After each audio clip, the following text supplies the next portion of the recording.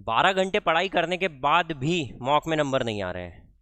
पढ़ाई में मन नहीं लग रहा है, सिलेबस पूरा कवर नहीं हो रहा है, मॉक को आप एनालिसिस भी नहीं कर रहे हैं। मेरे फ्रेंड, यदि आप इस वीडियो को देख रहे हैं ना, तो 100% आप सिलेक्शन तो लेना चाहते हैं। आपके अंदर आग तो है, लेकिन आप अपने आप को उसके अकॉर्डिंग कन्वर्ट नहीं कर पा रहे हैं। मतलब अपनी प्रिपरेशन में अपने आप को कन्वर्ट नहीं कर पा रहे हैं। यदि आप इस वीडियो को देख रहे हैं ना, तो 100% आप सिलेक्शन तो चाहते हैं भाई। ठीक है, this is Ayush Sharma and welcome back to our YouTube channel let's start compete. So आज की इस वीडियो में मैं कोई टॉपिक लेकर नहीं आया हूँ, मैं कुछ पढ़ाने नहीं वाला हूँ। मैं यहाँ पर आपके लिए 5 टिप्स, मैं स्ट्रेटेजी बताने आया हूँ यहाँ पर कि आप किस तरीके से आने वाले समय में जो 3 मंथ में अपना सीजीएल आने वाला है, 2.5 से 3 मंथ का उसमें समय बचा है, आप यदि मेरे अकॉर्डिंग इन टिप्स को फॉलो करेंगे तो 100% सिलेक्शन लेकर जाएंगे। लेकिन शर्त यह है कि आपको इन टिप्स को फॉलो करना पड़ेगा। यदि आपने हमारा चैनल अभी तक सब्सक्राइब नहीं किया ना भाई, तो अगर लगे तो आप सब्सक्राइब कर देना और बेल आइकन को दबाना बिल्कुल नहीं भूलना। चलिए तो स्टार्ट करते हैं। देखिए, हम में से पढ़ाई तो हम सभी लोग करते हैं, पढ़ाई हम सभी लोग करते हैं और 12-12 घंटे करते हैं दोस्त। मेहनत तो हम सभी कर रहे हैं। मैं देखता हूँ यहाँ पर बच्चों को लाइब्रेरी में मेहनत 12-12 घंटे, 13-13 घंटे बच्चे यहाँ पर बैठे रहते हैं और कंसिस्टेंटली लगे रहते हैं। डेली आते हैं पढ़ने के लिए, डेली लगे रहते हैं। लेकिन फिर कहाँ पर दिक्कत आ रही है कि सिलेक्शन रुक जा रहा है। आज इस वीडियो में वही बातें शेयर करने वाला हूं। आज के बाद आपको प्रॉब्लम नहीं आएगी दोस्त, आज के बाद आपको वो प्रॉब्लम फेस नहीं करना पड़ेगा। यदि आपने ध्यान से इस वीडियो को देखा ना, तो आप 100% सिलेक्शन लेकर जाएंगे। ठीक है, तो चलिए बिना समय गवाए हम शुरुआत करते हैं। सबसे पहली स्ट्रेटेजी की जो आपको फॉलो करना है अपनी एग्जाम प्रिपरेशन के टाइम पर। ठीक है, देखिए, आपको ये पता होगा कि सर हमारा जो भी एग्जाम होता है, हमारा जो भी एग्जाम होता है, आपने सुना भी होगा कि सर हमको 12-12 घंटे पढ़ना है, 18-18 घंटे पढ़ना है। लेकिन मैं ये बोलता हूँ कि आपको इतना पढ़ने की ज़रूरत नहीं है। आपको टाइम बेस्ड स्टडी नहीं करना है, आपको सिलेबस बेस्ड स्टडी करना है। आपको क्या करना है, क्या समय निकालना है कि सर 1 साल का समय किसी एग्जाम में लगता है, तो क्या आपको 1 साल समय देना है उस एग्जाम को निकालने के लिए? नहीं। लेकिन मैं ये बोल रहा हूँ आपसे कि यदि आपको किसी भी एग्जाम को क्रैक करना है ना, तो वहाँ पर जो सबसे इंपॉर्टेंट जो आपको ज़रूरत होती है, वो होती है सिलेबस कवर करने की। ठीक है, तो आपकी जो स्टडी होना चाहिए ना, वो सिलेबस बेस्ड होना चाहिए, सिलेबस बेस्ड होना चाहिए, ना कि टाइम बेस्ड। यदि आप 12 घंटे पढ़ रहे हैं और 12 घंटे में से आप सिर्फ प्रोडक्टिव जो आप 3 घंटे ही पढ़े और बाकी टाइम आप ऐसे ही टाइम पास कर रहे थे, कॉपी लेकर बैठे, उससे कोई फर्क नहीं पड़ता है। आपने अपना एक सिलेबस बनाया कि सर मुझे आज 1 चैप्टर कंप्लीट करना है, उस 1 चैप्टर को आप 1 घंटे में कर दो या 10 घंटे में कर दो, उससे मतलब है ही नहीं। जैसे मैं बात करता हूँ आपसे, 12th के एग्जाम्स होते थे अपने, है ना, बोर्ड एग्जाम्स थे। हम जब वहां पर पढ़ाई करते थे, तो वहां पर क्या समय देखकर पढ़ाई करते थे? हमको समय का ध्यान ही नहीं रहता था सर। हमको खाना, मतलब मम्मी अगर खाना लाकर देती थी, हमको उसकी भी याद नहीं रहती थी। ऐसा क्यों होता था? क्योंकि वहां पर हम पढ़ाई सिलेबस बेस्ड करते थे, ना कि टाइम बेस्ड। तो हमको पढ़ाई ना सिलेबस के बेस पर करना है, सिलेबस को देखकर करना है कि हमारा सर इतना सिलेबस है। अब वो सिलेबस यदि आप जो मान लो 10 घंटे आप पढ़ाई में दे रहे हैं, वो 10 घंटे पढ़ाई में दे रहे हैं और उसमें प्रोडक्टिव आपका सिर्फ 2 ही घंटे निकल रहा है, तो वो मतलब क्या है? इसलिए आपको पढ़ाई जो है ना, वो सिलेबस बेस्ड करना है, ना कि टाइम बेस्ड। टाइम बेस्ड नहीं करना है। हाँ, टाइम बाउंडेशन जरूर होना चाहिए, बिना टाइम बाउंडेशन के कुछ भी नहीं होता है। टाइम बाउंडेशन 100% होना चाहिए। यदि आपने एक टारगेट बनाया है, एग्जाम्पल से समझाता हूँ कि सर आज मैंने टारगेट बनाया कि इंग्लिश के मुझे 2 चैप्टर्स कंप्लीट करना है, तो इंग्लिश के 2 चैप्टर मेरा टारगेट होना चाहिए, ना कि ये कि सर आज का मुझे दिन निकालना है, मुझे 10 घंटे की सिटिंग देना है, मैं मॉर्निंग में लाइब्रेरी में आ जाता हूँ, 8 से रात को 8 बजे तक बैठना है। ये ज़रूरी नहीं है आप 8 से 12 तक बैठिए, लेकिन जो टारगेट फिक्स करा है वो कंप्लीट होना चाहिए। क्या इतनी बात समझ में आ रही है? तो सबसे पहली टिप्स आप समझ गए होंगे कि सर स्टडी जो होना चाहिए ना, वो सिलेबस बेस्ड होना चाहिए। हमारा पहला टारगेट होना चाहिए सिलेबस कवर करना। कोई भी एग्जाम जो होता है ना, कोई भी एग्जाम होता है, तो सबसे पहले उसका सिलेबस कवर करना मेन पार्ट होता है। सबसे पहले सिलेबस कवर करना, तो सिलेबस आपको कवर करना है। सिलेबस पर ध्यान देना कि सर मुझे इतने सारे चैप्टर्स हैं, 10 चैप्टर्स इंग्लिश में है, 15 चैप्टर मैथ्स में, इस तरीके से जो पूरे चैप्टर्स हैं, तो आपको इनको डिस्ट्रीब्यूट करके टाइम को वहां पर डिवाइड करना है कि सर आज के दिन में मुझे इतना इतना ये कंप्लीट करना है। और कभी भी ना टारगेट बहुत बड़ा नहीं बनाना भाई। यदि आप शुरुआत कर रहे हैं ना, तो टारगेट बहुत बड़ा नहीं बनाना कि आज से ही 5 चैप्टर शुरू कर दिए। छोटे छोटे टुकड़ों में पढ़ने की शुरुआत करना। क्या इतनी बात समझ में आई? आई होप आपको ये पॉइंट समझ में आया होगा। तो आज से ही टाइम बेस्ड स्टडी बंद कर देना। 12-12 घंटे पढ़ने से कुछ नहीं होगा। मैं ये नहीं बोलता हूँ कि 12 घंटे पढ़ने वालों का कुछ नहीं होता, होता है भाई, लेकिन सिलेबस बेस्ड स्टडी होना चाहिए। 90% बच्चा जो 12 घंटे बैठकर सिटिंग दे रहा है अपनी, उनमें से प्रोडक्टिव यदि वो देखे तो असली में वो सिर्फ 6 घंटे ही पढ़ रहा है। यदि वो खुद का निकाल कर देखे तो एवरेज वो 6 घंटे ही पढ़ रहा है प्रोडक्टिव। तो आपकी स्टडी प्रोडक्टिव कब होगी? जब आपका टारगेट सिलेबस बेस्ड होगा कि मुझे सिलेबस खत्म करना है। सिलेबस को खत्म करना है, तब आपकी स्टडी जो होगी वो सिलेबस बेस्ड होगी ना, तभी आपको कुछ दिखेगा, कुछ प्रोडक्टिव दिखेगा। क्या इतनी बात समझ में आई? नेक्स्ट पॉइंट देखिए, नेक्स्ट पॉइंट है, 1 सेकेंड, नेक्स्ट पॉइंट है कंसिस्टेंसी। भाई हमने सुना है, एक कहावत थी बहुत पुरानी, अपने दादाजी दादी वगैरह बोलते थे, करत करत अभ्यास के जड़मती होत सुजान, रसरी आवत जाते सिल पर पड़त निशान। बहुत पुरानी लग रही ना, बोरिंग भी लग रही होगी सुनकर, लेकिन भाई ये बिल्कुल सही बात है। आप जब कंसिस्टेंट रहते हैं ना, आप कुछ भी करिए, चाहे कुछ गलत काम करिए चाहे कुछ अच्छा काम करिए, लेकिन यदि आप उसमें कंसिस्टेंट है ना, तो उसमें रिजल्ट दिखेगा आपको। चाहे आप नशा करिए, चाहे कुछ अच्छा चीज़ खाइए, आपको उसका रिजल्ट दिखता है। आप हेल्थ को लेकर यदि कॉन्शियस है ना, तो आप रेगुलर मॉर्निंग वॉक पर जाएंगे ना, तो उसका रिजल्ट आज नहीं दिखेगा, लेकिन आज से कुछ समय बाद आपको 100% उसका रिजल्ट देखने को मिलेगा। तो आपका कंसिस्टेंट रहना बहुत जरूरी है, रेगुलरिटी मेंटेन करना बहुत जरूरी है। हम क्या करते हैं, जो भी बच्चा प्रिपरेशन करता है, मैं मेरे अकॉर्डिंग बता रहा हूं कि हमने क्या क्या प्रॉब्लम फेस करी, और मैंने कुछ टॉपर से बात करी, तो वो बात यहां पर निकल कर आई कि हम क्या करते हैं कि शुरुआत तो बहुत जबरदस्त करते हैं, बहुत जबरदस्त, कि भैया आप जब तक तोड़ेंगे नहीं तब तक छोड़ेंगे नहीं, इस तरीके से बिल्कुल फोड़ देंगे। अब तो 15 घंटे पढ़ाई करेंगे, सुबह 4 बजे उठकर बैठ जाते हैं, आधा घंटे एक्सरसाइज करना है, और फिर योग करना है, मेडिटेशन करना है, उसके बाद 3 घंटे में ये निपटा देंगे, फिर सिर्फ 5 मिनट का वॉक करेंगे, फिर ये करेंगे फलाना ढिमका, और रात में 11 बजे तक का शेड्यूल बना देते हैं। रात में दोपहर में 1 घंटे की पावर नैप लेंगे, 1 घंटे की पावर नैप लेंगे। तो इस तरीके से हमारा पूरा समय का हम डिवाइड कर देते हैं। उससे कुछ नहीं होता भाई। शुरुआत आपने बहुत तगड़े तरीके से करी, लेकिन आप कंसिस्टेंट रहे ही नहीं। आपने शुरू के 1 हफ्ते बहुत अच्छे से पढ़ाई करी, और बाद में फिर बस नॉर्मल रूटीन में आ गए। नॉर्मल देखिए, डीमोटिवेशन पार्ट है अपने सिलेक्शन का। आप जो भी सिलेक्शन लेने के लिए जो भी एग्जाम के प्रिपरेशन कर रहे हैं ना, तो उसका पार्ट है डीमोटिवेशन, उससे नहीं घबराना है। लेकिन मेरा बोलने का मतलब ये है कि आपको कंसिस्टेंट रहना है। कंसिस्टेंसी का मतलब होता है कि आपने जो पढ़ाई करना शुरू करा है, जो भी आपका रूटीन है, उसको फॉलो करना जरूरी है। कभी कभी टूट जाए चलता है, लेकिन कंसिस्टेंट रहना जरूरी है। कंसिस्टेंसी टूटती है, ये भी 100% सही बात है। भाई अगर मैंने फॉलो करा 5 दिन, कुछ 6वें दिन कोई ऐसा काम आ गया जो मेरे बिना नहीं हो पा रहा था, तो वो मुझे करना पड़ेगा, उसके लिए मुझे जाना पड़ेगा। लेकिन जब वो काम खत्म हो जाए ना, तो वापस बाउंस बैक करके अपने वापस रूटीन में आ जाना, ये आपको सिलेक्शन के पास ले जाएगा। यदि आपने टारगेट बनाया, मैं बोलता हूं कि देखिए, हर दिन ऐसा नहीं जाता कि सर जिस दिन हम पूरा प्रोडक्टिव हो पाए, हर दिन ऐसा नहीं जाता है। आपने 3 दिन पढ़ाई करी, 4th डे कुछ ऐसा हो गया जब आपका माइंड नहीं लग रहा है, या कुछ नहीं भी हुआ फिर भी अंदर से ऐसा लगता है कि सर मन पढ़ाई में नहीं लग रहा है। सभी के साथ होता है, मेरे साथ भी ऐसा होता था कि पढ़ाई में मन नहीं लगता था। लेकिन उस टाइम पर आपको करना क्या है भाई, अपने आप से क्वेश्चन करना है कि ये शुरुआत करी क्यों थी मैंने, वाई, अपना वाई इंपॉर्टेंट होना चाहिए। हम 12th के एग्जाम्स की प्रिपरेशन करते थे, मैं 12th का ही इसलिए बोल रहा हूँ कि बोर्ड टाइम में हमको ज़्यादा प्रेशर रहता है। मैं उस टाइम की आपको बताता हूँ कि जब हम प्रिपरेशन करते थे ना, जब एग्जाम में मान लो कोई एग्जाम के लिए आपको 5 दिन का गैप मिलता था ना, तो वो 5 दिन हम इस तरीके से पढ़ाई करते थे, हमको रात में याद नहीं रहता था कि सर हम कब सो रहे हैं कब जाग रहे हैं, कोई टाइम याद नहीं रहता था, और हम कंसिस्टेंटली लगे रहते थे। क्या उस टाइम मन नहीं लगता था? मन ऐसा मतलब होता नहीं था कि सर आज मन नहीं लग रहा है पढ़ने का, बिल्कुल होता था। लेकिन वहां पर हमारा वाई स्ट्रांग था कि हमको करना क्यों है। हमको दिख रहा था भाई कि कुछ दिन बाद 12th का वो एग्जाम आने वाला बोर्ड का, यदि वो नहीं करा तो उसका रिजल्ट हमारे सामने था कि अगर नहीं करा तो इसके रिजल्ट में हम फेल हो जाएंगे और आगे करियर बर्बाद हो जाएगा। ये हमको दिख रहा था वहां पर, ये दिख रहा था, इसीलिए हम कंसिस्टेंटली अपनी मेहनत करते जा रहे थे।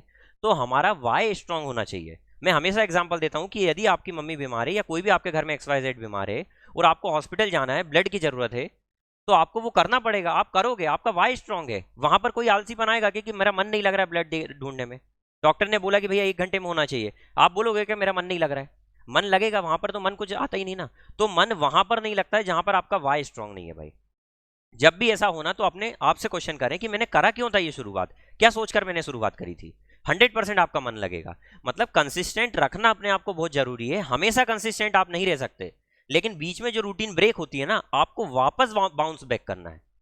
यही क्वालिटी आपके अंदर, ये क्वालिटी भी आपके अंदर होना चाहिए, तभी आप सिलेक्शन के पास जा पाएंगे भाई, है ना। तो कंसिस्टेंट होना बहुत जरूरी है। कंसिस्टेंसी से आप देखिए क्या होता है ना, 5 दिन आपने पढ़ाई करी रेगुलर, बहुत अच्छे से पढ़ाई करी, लेकिन 6वें दिन आपका मन नहीं लग रहा है। मैं बोलता हूं यदि आपका मन नहीं लग रहा है ना, तो आप बिल्कुल ब्रेक मत करो, रूटीन को बिल्कुल मत तोड़ो। कुछ नहीं, आप मान लो 8 घंटे रेगुलर पढ़ रहे थे ना, आप 1 घंटे तो पढ़ सकते हैं ना। आप कुछ नहीं कर सकते तो कॉपी लेकर एटलीस्ट रिवीजन ही कर लो, ताकि शाम को ऐसा ना लगेगा कि आपने कुछ नहीं पढ़ा। कुछ नहीं से तो कुछ बेहतर है, कुछ पढ़ाई नहीं करने से कुछ बेहतर है। क्या बात समझ में आ रही है? और 100% अपने माइंड से पढ़ें भाई, पूरा फोकस रखें, डीप स्टडी करें। ऐसा नहीं है कि सर मोबाइल भी चल रहा है साइड में, मैसेज पॉपअप हो रहा है, जब पढ़ाई करें ना तो उस टाइम बिल्कुल मोबाइल को भी एयरप्लेन मोड पर डाल दें, बंद करके रख दें कि सर उस टाइम कोई भी डिस्टर्बेंस नहीं होना चाहिए। जो फोकस स्टडी होती है उसकी बात अलग होती है। तो स्टडी डीप होना चाहिए, इतनी गहरी होना चाहिए कि साइड से कोई निकल जाए और आपको होश भी ना आ रहा है कि कौन निकला। ठीक है भाई, तो आपको सेकंड पॉइंट क्लियर हुआ होगा कि सर पढ़ाई में स्टडी जो हमारी होती है वो कंसिस्टेंसी के साथ ही होना चाहिए।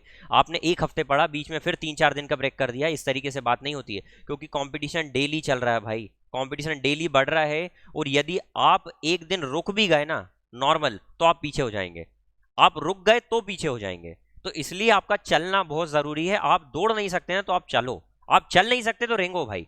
समझ में आ रही है ना बात? चलिए, तो अगला पॉइंट देखिए, कंसिस्टेंसी के साथ जो नेक्स्ट पॉइंट होना चाहिए वो बहुत जरूरी है, प्रायोरिटी। अब प्रायोरिटी क्या होती है सर? मतलब मैं बोल रहा हूं प्राथमिकता। प्राथमिकता का मतलब क्या होता है सर? देखिए, हम स्टडी करते हैं सर, कई बार ऐसे मोमेंट आते हैं, कई बार ऐसे डिसीजन हमको लेना पड़ता है जहां पर हमारी स्टडी ब्रेक भी हो सकती है ना। जैसे फॉर एग्जाम्पल आप पढ़ाई कर रहे हैं सर, आपके फ्रेंड का कॉल आया, उसने बोला कि भाई हमको कल वहां पर चलना है, या कहीं जाने का बोला, उसने कहीं घूमने का बोला आपसे, लेकिन हमको हमारी प्रायोरिटी डिसाइड नहीं होती है। हम उसकी बात सुनते हैं और तुरंत उसके साथ चले जाते हैं। हम अपने आप से क्वेश्चनिंग नहीं करते हैं कि अभी इस फेज में हमारे लिए जरूरी क्या है, इस फेज में हमारे लिए जरूरी क्या है। प्रायोरिटी जो होती है ना वो टाइम के साथ साथ चेंज होती है भाई, प्राथमिकता टाइम के साथ साथ चेंज होती है।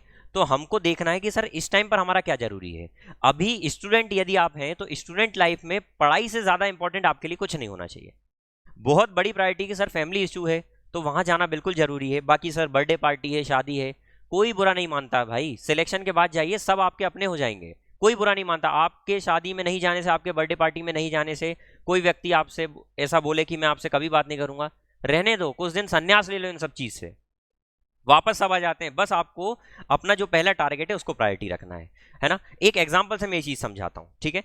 एक एक अगर आप कांच का ग्लास लें, कांच के ग्लास में मैं बोलता हूं कि आप बड़े बड़े स्टोन डाल दें, ठीक है। एक कांच का ग्लास लिया आपने और उसमें बड़े बड़े स्टोन डाल दिए, 3-4 स्टोन में वो ग्लास पूरा फुल हो गया। मैं बोलता हूं कि अब इसमें कुछ बन सकता है क्या? आपका जवाब यही आना चाहिए कि सर नहीं बन सकता है इसमें, और यही आ रहा होगा कि नहीं सर 5 अपने जब बड़े बड़े स्टोन डाले उससे वो फुल हो गया, तो अब क्या भरा सकता है। लेकिन उसके बाद मैंने कुछ छोटे स्टोन डाले, अब वो स्टोन्स भी उसमें जो जगह थी उसमें चले गए। अब आपसे पूछूंगा भाई उस कुछ भर सकते हैं? आप बोलेंगे नहीं भर सकते सर। फिर मैंने उसमें रेत डाली, है ना, सैंड डाली, उसमें रेत भी चली गई। अब मैंने आपसे पूछा कि भाई अब कुछ भर सकते हैं क्या? तो आप बोलेंगे सर अब तो बिल्कुल फुल हो गया, अब कुछ नहीं भरा सकता। लेकिन मैंने फिर उसमें पानी डाल दिया और वो पानी भी उसमें भरा गया। यहां पर समझने वाली बात यह है इस एग्जाम्पल से कि सर यदि मैं पानी पहले डाल देता ना तो रेत और बड़े स्टोन का जाना इंपॉसिबल हो जाता। बोलने का मतलब यह है कि सर प्राथमिकता, आप प्रायोरिटी किसको देते हैं वो जरूरी होना चाहिए। अच्छा, सिलेबस में भी प्रायोरिटी होना चाहिए कि सर क्या चीज इंपॉर्टेंट है।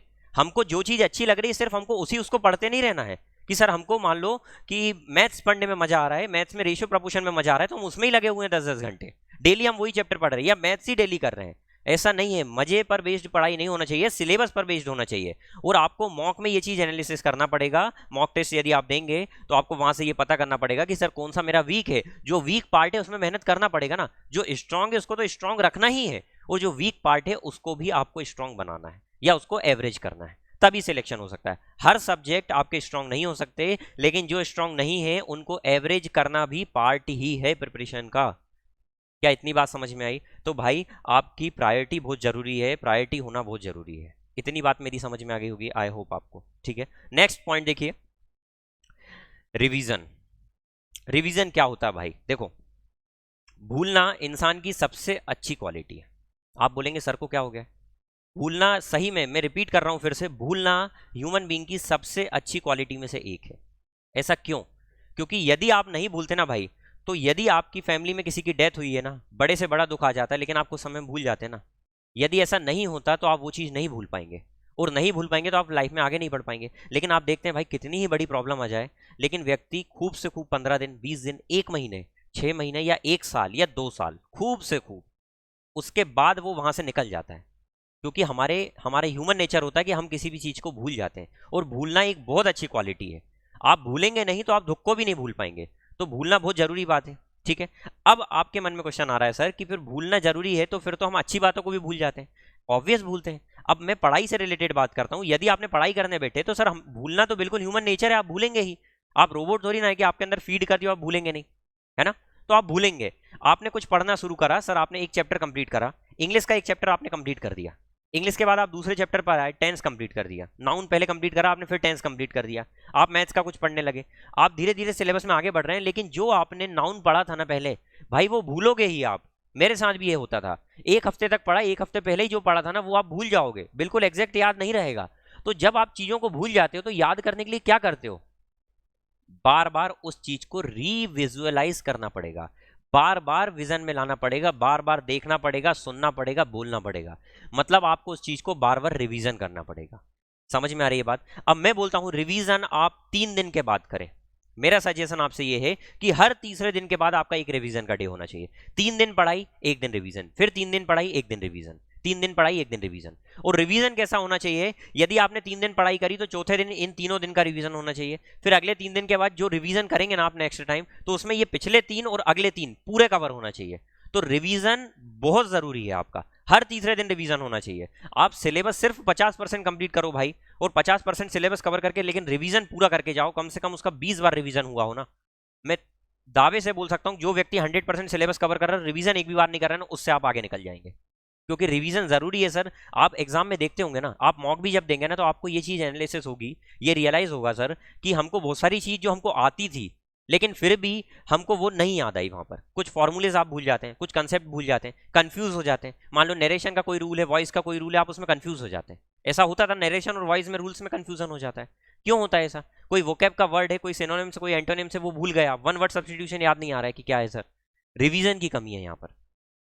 तो रिवीजन कंसिस्टेंट होना चाहिए, जब मन नहीं लगे तभी रिवीजन करो। मैं तो बोलता हूं तब मन नहीं, देखो 3 दिन स्टडी, 1 दिन रिवीजन। अब भैया कभी मन भी नहीं लगता सर, आज मन नहीं लग रहा पढ़ाई में, जब मन नहीं लग रहा कुछ नया मत पढ़ो ना भाई, जो पढ़ा उसका रिवीजन करो। मन में से ये तो आएगा कि मत कर, मन हर उस चीज का मना करेगा जिसमें कष्ट होगा उससे, हर उस चीज का मना करेगा, और जिसमें उसको रिजल्ट टाइम से मिलेगा ना, थोड़ा सा समय लगेगा, उसका हर चीज का मना करेगा। खेलने में तुरंत रिजल्ट मिलता है भाई, तुरंत मजा आता है खेलने में, इसलिए वो खेलने का मना नहीं करता है। चॉकलेट खाने में, डेयरी मिल्क खाने का वो मना नहीं करेगा, तुरंत रिजल्ट मिलता भाई खाने के बाद। लेकिन पढ़ने का वो मना करेगा, क्योंकि इसका रिजल्ट आज नहीं मिलने वाला, 6 महीने 1 साल आप रेगुलर मेहनत करेंगे ना, तब इसका रिजल्ट मिलेगा। तो मन जिसका लंबे समय में रिजल्ट मिलता है ना, वो चीज आपको करने का नहीं बोलता है। समझ में आ रही है बात? लेकिन हमको जो चीज लंबे समय में रिजल्ट देती ना भाई, जो लंबे समय तक टिकता है ना, वही रिजल्ट देता है ना। जिस चीज का मन मना करता है ना, ज्यादातर वो चीजें गलत होती है, हमको वही चीजें करना होता है, जो चीज मन मना करे वही चीज हमको करना होता है। तो मन के अकॉर्डिंग ना चले, मन के अकॉर्डिंग नहीं चले, अपने अकॉर्डिंग मन को चलाएं, और ये प्रैक्टिस से होता है भाई। ये चीज आप फॉलो करके देखना, आप कुछ दिन करोगे ना, अपने आप वो अपने डायरेक्शन में आने लगता है। मन एग्जाम टाइम में, 12th के एग्जाम टाइम में मन अपने अकॉर्डिंग चलता है ना। क्यों ऐसा होता है? क्योंकि वहां पर हमारा वाई स्ट्रांग होता है, और हमको पता होता है कि उसका रिजल्ट क्या होने वाला है। अगर नहीं पढ़ेंगे तो उसका स्ट्रांग रिजल्ट होता है। स्ट्रांग रिजल्ट होना जरूरी है, और अपने आप से क्वेश्चनिंग करना जरूरी है। तो मैंने क्या बोला कि आपको रिवीजन करना बहुत जरूरी है भाई। आप 3 दिन पढ़ाई करें, लेकिन 1 दिन रिवीजन का जरूर निकालें। मैं हफ्ते का भी नहीं बोल रहा हूं, आप तो सिर्फ 3 दिन पढ़ें, 3 दिन का चौथे दिन रिवीजन करें। इससे आपको जो रिजल्ट मिलेगा ना, वो कुछ दिन में ही आपको समझ में आ जाएगा। आप 1 महीने इस रूटीन को फॉलो करें, आपको अपने आप रिजल्ट समझ में आ जाएगा। क्या इतनी बात समझ में आई? आई होप आपको इतनी बातें क्लियर हो गई होगी। अगला पॉइंट है, देखें, और लास्ट पॉइंट है, और बहुत जरूरी है। आपने जो भी चीजें सीखी उसको प्रैक्टिकल करना बहुत जरूरी है भाई। कुछ भी आप सीखते हैं ना, उसको प्रैक्टिकल करना जरूरी है। आपने कोई छोटी सी डांस स्टेप सीखी, ठीक है, और उसको आप थोड़ा सा परफॉर्म कर लेंगे ना, परफॉर्म करने में क्या होगा कि जब यदि आपको वो स्टेप आ जाएगी ना, तो आपको अंदर से वो फ्यूल की तरह काम करेगा नेक्स्ट डे के लिए। आपने कोई टॉपिक पढ़ा और मॉक में उस क्वेश्चन को आपने देख लिया ना, और उसको कर दिया ना परफॉर्म, तो अगले दिन की पढ़ाई के लिए वो फ्यूल का काम करेगा। अब आप बोलेंगे सर अगर मॉक गड़बड़ हो गया तो फिर क्या करेंगे, मॉक में खराब नंबर आए? तो भाई ये पार्ट है प्रिपरेशन का यार। यदि मॉक में नंबर कम आए तो वहां पर समझना है, वहां अपने आप को देखना है। हर समय अच्छा थोड़ी ना होगा, हर समय मॉक में 200 में से 200 नंबर थोड़ी ना आएंगे, 200 में से 190 थोड़ी आएंगे। शुरुआत 70 नंबर से ही होती है यार, 70 80 90 ऐसे ही शुरुआत होती है। हर व्यक्ति जो आज टॉपर बना है या जो सिलेक्शन ले रहा है, उसकी शुरुआत भी 70 80 नंबर से हुई थी, और धीरे धीरे वो बढ़ते बढ़ते मॉक में अपने आप को 150 से ऊपर लाया, 160 170 तक लाया। क्या बात समझ में आ रही है? तो हमको मॉक देना ही पड़ेगा, प्रैक्टिस करना ही पड़ेगा। प्रैक्टिकल जो भी नॉलेज लिया है उसको प्रैक्टिकल अप्लाई करना ही पड़ेगा। यदि आप प्रैक्टिकल अप्लाई नहीं करोगे तो वहां एग्जाम में कैसे परफॉर्म करोगे? उस फियर को झेलना ही पड़ेगा, क्योंकि एग्जाम में जाकर भाई फियर भी होता है। आप नॉर्मल प्रैक्टिस करें और वहां एग्जाम में जाकर जो फोबिया होता है उसकी बात अलग होती है। तो टाइम बाउंडेशन के साथ प्रैक्टिस करना हमारे एग्जाम का सबसे इंपॉर्टेंट पार्ट होता है। तो उसके लिए मॉक सबसे जरूरी है। अब मॉक को किस तरीके से देना है, किस तरीके से परफॉर्म करना है, ध्यान से मेरी बात सुने। आप मॉक देते हैं ना, तो मॉक में आपको दो चीजें ध्यान रखना है। जो गलती हुई है वो नेक्स्ट टाइम ना हो, जो गलती इस मॉक में हुई है वो अगले मॉक में ना हो, और जो गलती हुई है क्या उसमें से कोई ऐसी गलती तो नहीं है जो मैंने पढ़ी हुई थी फिर भी गलती हो गई। यदि पढ़ी हुई है और फिर भी आपने गलत कर दिया, इसका मतलब आपको प्रैक्टिस की कमी है या फिर आपने रिवीजन नहीं किया है। तो आपको इस दो रूटीन को फॉलो करना है कि सर जो गलती जो हमने सीख लिया वो गलत कभी नहीं होना चाहिए, यदि हो रहा है तो उस पर काम करो, और जो चीज हमको नहीं आई इस मॉक में वो अगले मॉक में गड़बड़ नहीं होना चाहिए। 100% रिजल्ट आपके सामने होगा, 2.5 से 3 महीने में आप देखिएगा रिजल्ट आपके सामने होगा। ठीक है, तो प्रैक्टिकल करना बिल्कुल जरूरी है भाई। आप बिल्कुल पढ़ाई करिए, कोई दिक्कत नहीं है, लेकिन सिलेबस जब 50% के समथिंग कंप्लीट हो जाए ना, एक 50% के समथिंग अप्रॉक्स सिलेबस कर लो, ताकि थोड़ा सा आपको इतना भी बुरा ना लगे, इतने खराब नंबर ना आए कि आप आगे बढ़ ना पाए, है ना। 50% के मतलब अप्रॉक्स सिलेबस कंप्लीट करो, ताकि एक लेवल तक आपके एग्जाम में नंबर आ जाए, 90-100 तक शुरुआत हो जाए, है ना। और उसके बाद अपना मॉक देना शुरू करें। मॉक डेली नहीं दे पाते हैं आप, 2 दिन में दे, कोई जरूरी नहीं है 2 दिन में 1 दिन दे मॉक। आज मॉक दिया तो आज उसका एनालिसिस पूरा होना चाहिए, कल जो गलती हुई उस पर काम करिए, उसके अगले दिन फिर मॉक दीजिए। लेकिन मॉक देना जरूरी है, जैसे जैसे एग्जाम पास आए मॉक आपको देना बढ़ाना पड़ेगा। जितने ज्यादा मॉक देंगे ना भाई, जितनी ज्यादा प्रैक्टिस करेंगे ना, उतना अच्छे से एग्जाम में परफॉर्म कर पाएंगे। और आपका वहां पर ना चार्ज अप होना बहुत जरूरी है, चार्ज ले रहना बहुत जरूरी है आपका। वहां डिमोटिवेट अगर आप रहेंगे ना एग्जाम में, तो आपका परफॉर्मेंस जो चीज आती है ना वो भी भूल जाएंगे। तो इसलिए इंपॉर्टेंट चीज ये है कि सर हम मॉक दें, और मॉक से हमको कॉन्फिडेंस आता है, तो वो कॉन्फिडेंस होना जरूरी है। आपका एग्जाम में कॉन्फिडेंस होना बहुत जरूरी है। समझ में आ रही है बात। कई बार ऐसा होता है कि सर जो क्वेश्चन हमको ध्यान से आते भी नहीं है ना, लेकिन कॉन्फिडेंस की वजह से वो क्वेश्चन हम कर जाते हैं, सिर्फ कॉन्फिडेंस की वजह से। क्या बात समझ में आ रही है। और एग्जाम में ये जो टाइम बाउंडेशन है ना, ये होना जरूरी भी है ना। कहीं ना कहीं प्रेशर एक अच्छा काम भी करता है। आप 12th के टाइम पर जो गैप्स मिलते थे उसमें अच्छे से पढ़ाई करते थे ना, वो प्रेशर का ही कारण होता था, कि प्रेशर में आप अच्छे से पढ़ाई कर जाते थे। लेकिन ये प्रेशर ओवर ना हो जाए, ओवर होने से ये नेगेटिव इंपैक्ट करता है हमारे ऊपर, है ना। तो आई होप आपको इतनी बातें पूरी समझ में आई होगी, ये बातें आपने पूरी मेरी सुनी होगी। ये 5 चीजों को मैं फिर से कंक्लूड कर दे रहा हूं कि आपकी जो स्टडी होना चाहिए ना भाई, वो स्टडी टाइम बेस्ड नहीं होना चाहिए, सिलेबस बेस्ड होना चाहिए, पहली चीज। दूसरी चीज, आपको कंसिस्टेंट रहना है, रेगुलर मेहनत करना है भाई। जो चीज प्रायोरिटी है लाइफ में, प्रायोरिटी डिसाइड करें कि क्या अभी इस फेज में क्या जरूरी है। जो भी है, जो भी चीज नहीं है ना भाई, वो सब आ जाएगी।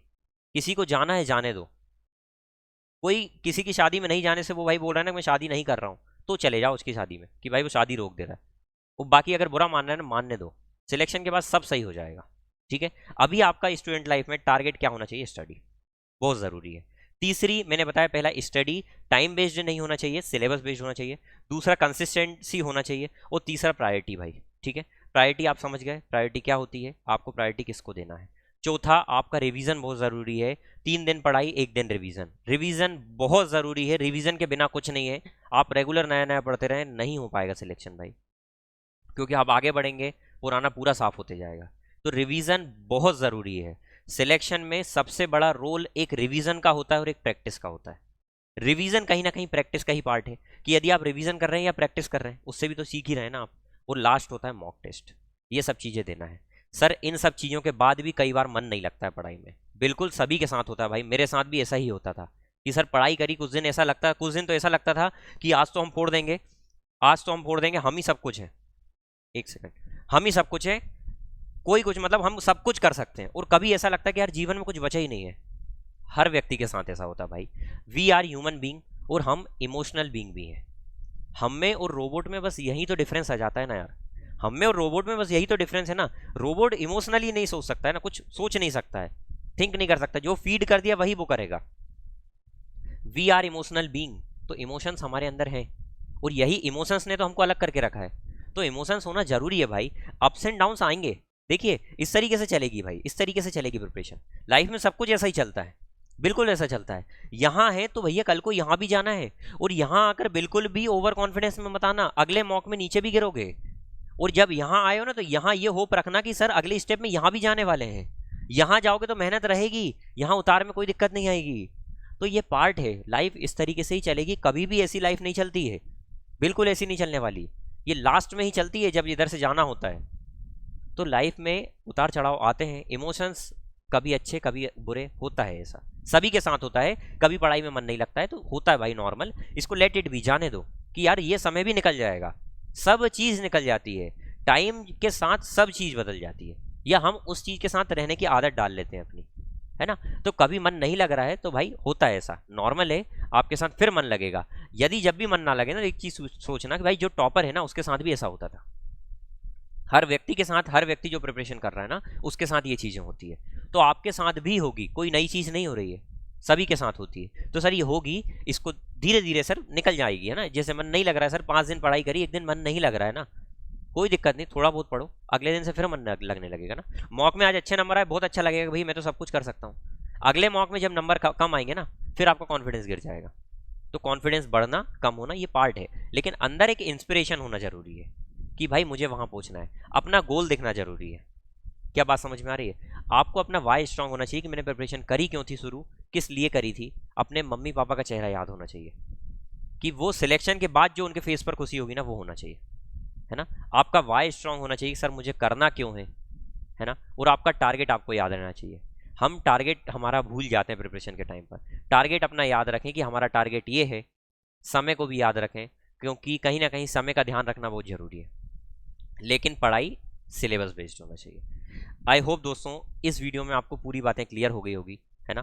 2.5 से 3 महीने बचा है एग्जाम में, CGL में, और कोई दूसरे एग्जाम का भी आप टारगेट कर रहे हैं ना, तो उसको भी आप इन्हीं 5 स्ट्रेटेजी से निकाल सकते हैं, ठीक है।